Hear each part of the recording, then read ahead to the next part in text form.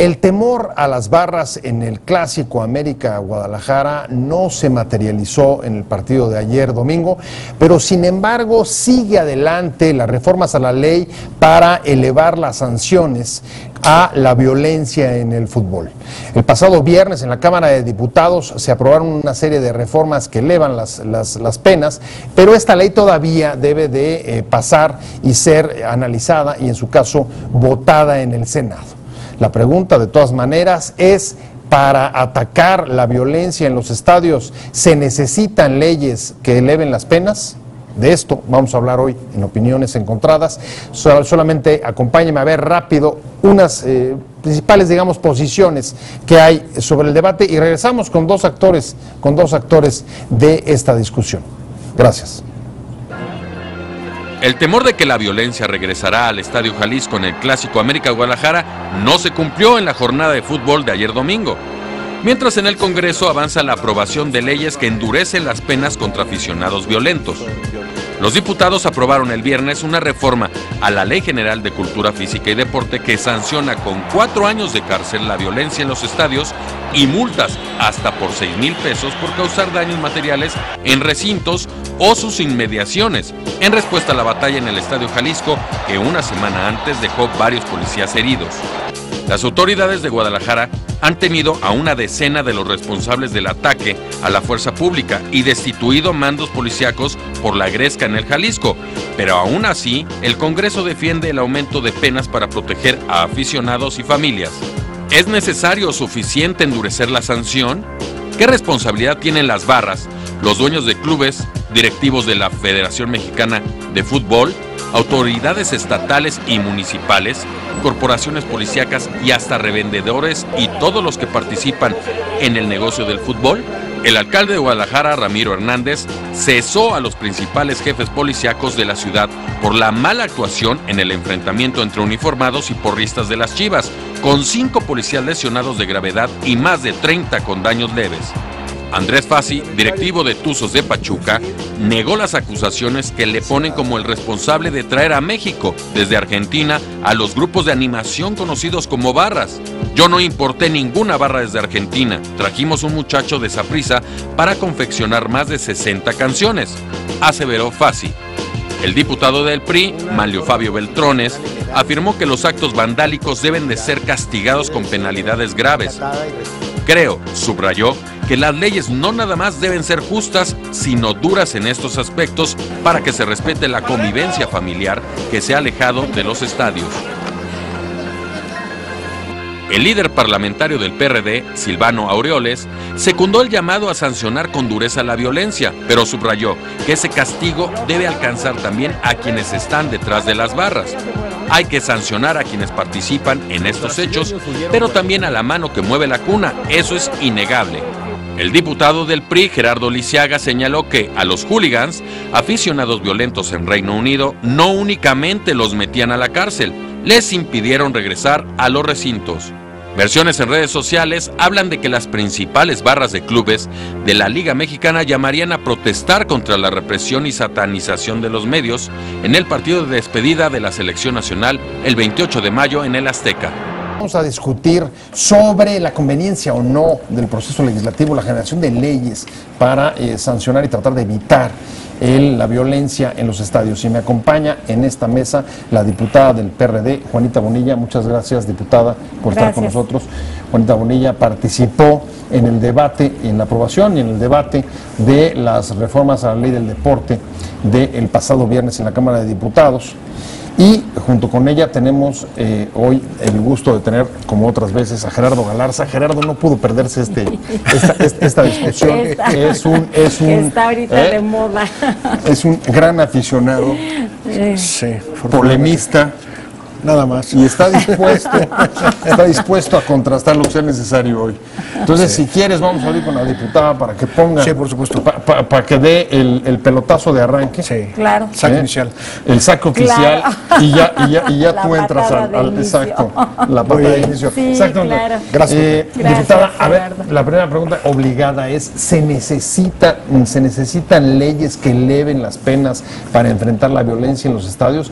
Es digamos, razonable pensar que este tipo de asuntos pueden resolverse desde el marco legal?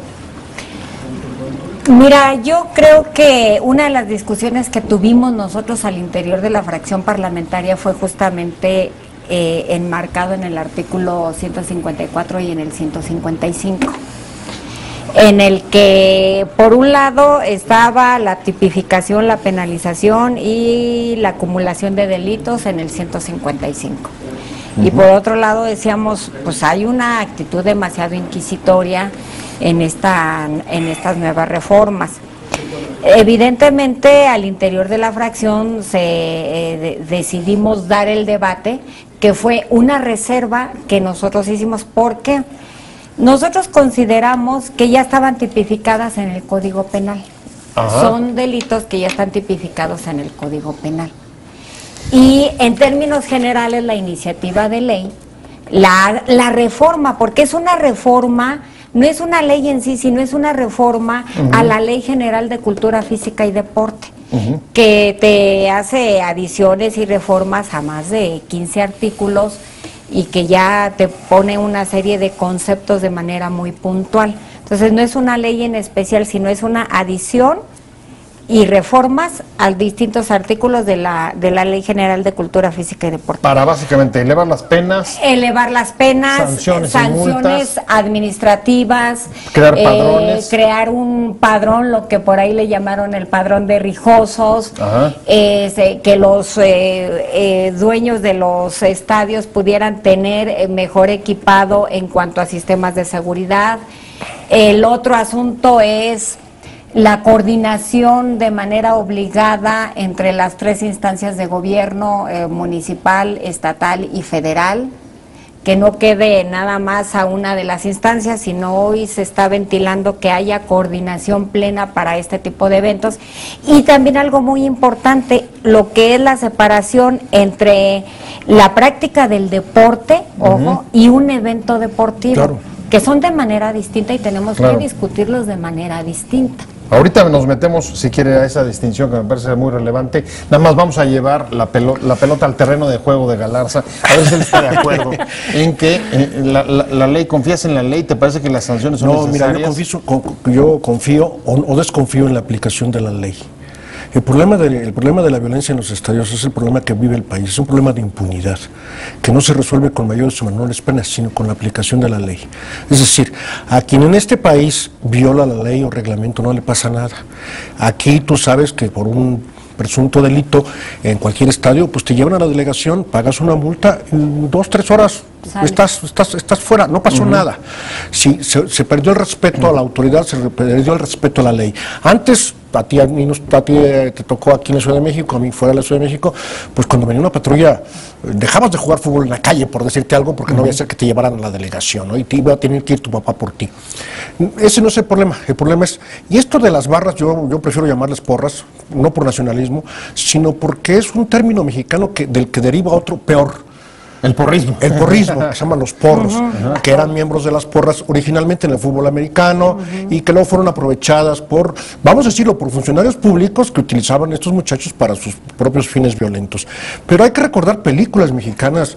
Yo estaba recordando precisamente una de las Chivas Rayadas de Guadalajara, con Sara García, con David Reynoso, con Joaquín Pardavé, donde los jugadores del campeonísimo, Chava Reyes, Isidoro Díaz Agumas, eran actores, y se ven las tribunas del estadio en ese tiempo de CEU, y había aventadas de limones y esas cosas, pero hasta allí no pasaba. Creo que un buen ejemplo, lo voy a decir, yo te digo, por eso no estoy a favor ni en contra de que se disminuye o se bajen los castigos legales, sino simple y sencillamente que se aplique la ley, porque la ley existe, como dice la diputada. Es decir, el alcalde de Guadalajara, la justicia de Guadalajara está aplicando estos 8 rijosos el intento de homicidio, que está en el Código Penal y que nada tiene que ver con esa es la tipificación, y ojalá sirviera ese ejemplo. Porque además en este caso, paradójicamente, sí se aplicó la ley, en el caso específico del Estadio Jalisco. Hay detenidos, se destituyeron a autoridades policíacas. Sí. Vaya, y se lo hicieron con el marco legal que tenían. Así es, y entonces, mira, en términos generales para nosotros la ley es adecuada, los cambios, pero específicamente en 2 artículos fue donde tuvimos la diferencia al interior de la Cámara. ¿Cuáles son? Es el 154 y 155. Concretamente, el 154 en la integración del padrón de los aficionados violentos y que esa base de datos va a ir al Sistema Nacional de Seguridad. Claro.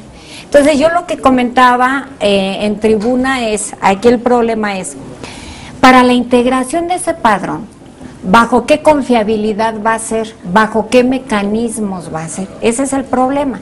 ¿Y qué tal si a este padrón le agregan una persona que no tiene nada que ver y ya va a dar a la base de datos del Sistema Nacional de Seguridad? Es como el buró de crédito, lo que le llaman, ¿no? Ese es el asunto. Esa fue una discusión que dimos. Segundo, la otra discusión es, y que la dimos en comisiones tal cual, en la versión estenográfica, es, a ver, los delitos que ya se están marcando en el 155, en todo el cuerpo del texto, ya están tipificados en el Código Penal. Entonces, ¿para qué duplicar una serie de sanciones al final de cuentas? Fue motivo de discusión.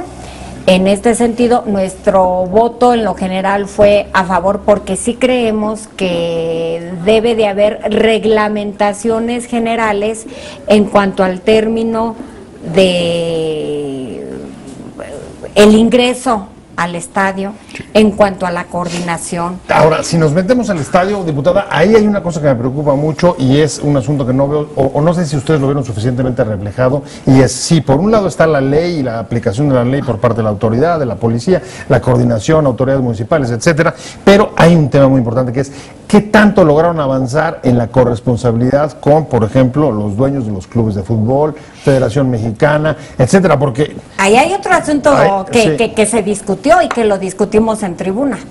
Es decir, aquí se pudo avanzar hasta donde fue posible, pero también hay otra esencia. No se toca a los dueños de los equipos. ¿Y hay que tocarlos, Gerardo Galarza? Sí, claro.